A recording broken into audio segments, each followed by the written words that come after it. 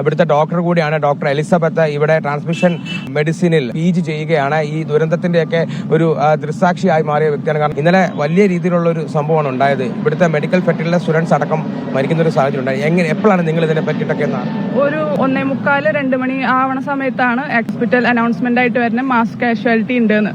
അപ്പോഴും ഞങ്ങൾക്ക് മനസ്സിലായിട്ടില്ല ആക്ച്വലി പ്ലെയിൻ ക്രാഷ് ചെയ്തിട്ടുണ്ട്. കാരണം ഞങ്ങൾക്ക് സൗണ്ട് ഹോസ്പിറ്റലിൽ നിൽക്കുന്ന ആൾക്കാർക്ക് സൗണ്ടൊന്നും കേൾക്കുന്നുണ്ടായിരുന്നില്ല. കാരണം ഇവിടെ തന്നെ ഒരു 4-5 ഹോസ്റ്റലുകൾ പിള്ളേർക്കായിട്ടുണ്ട്. അതുപോലെ തന്നെ ഈ ഞങ്ങളുടെ ഹോസ്പിറ്റലും ഈ പറഞ്ഞ ഹോസ്റ്റലും തമ്മിൽ ഓൾമോസ്റ്റ് 1 കിലോമീറ്റർ ഡിസ്റ്റൻസ് ഉണ്ട്.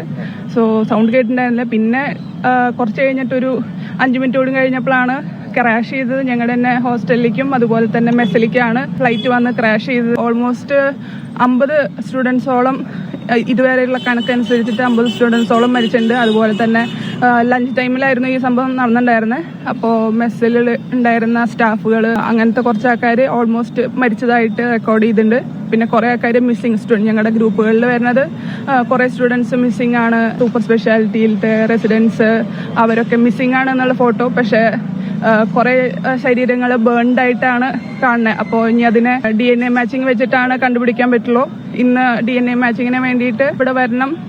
അതിനനുസരിച്ചിട്ടാണ് കണ്ടുപിടിക്കാൻ പറ്റും. ചില ഫാമിലി ആയിട്ട് അടക്കം പോയ കേസ് ഉണ്ട്. ഞങ്ങളുടെ കോളേജിൽ നിന്ന് മിസ്സിംഗ് ആയ ആൾക്കാരുടെ കണക്കുകൾ ഞങ്ങളുടെ ഗ്രൂപ്പുകളിൽ എത്രയാന്ന് കറക്റ്റ് അറിയില്ല. കുറെ ആൾക്കാർ മിസ്സിംഗ് ആണ്. വേറെ എവിടെയെങ്കിലും അപകടം നടക്കുമ്പോൾ നമ്മൾ വിചാരിക്കും ഒരു അപകടം നടന്നു.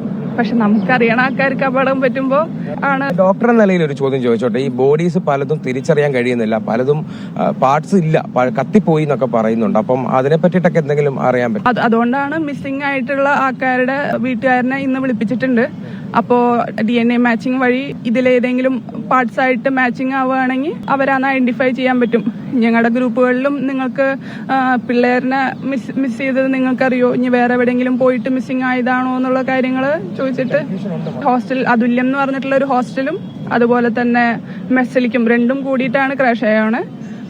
ലഞ്ച് ടൈം ആയാലാണ് ഇത്ര അധികം പിള്ളേര് അപകടത്തിൽ പെട്ടത്.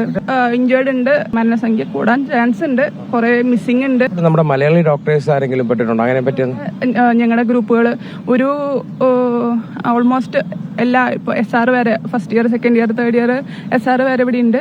ഇതുവരെ ആരും മലയാളികളുടെ പേര് പറഞ്ഞു കേട്ടിട്ടില്ല. ഞങ്ങളുടെ ഗ്രൂപ്പുകൾ ഉള്ള മലയാളികളുടെ ഗ്രൂപ്പുകളിലിട്ടിപ്പോൾ ആർക്കും അപകടം പറ്റിയിട്ടില്ല എന്നുള്ളതാണ് അറിവ്.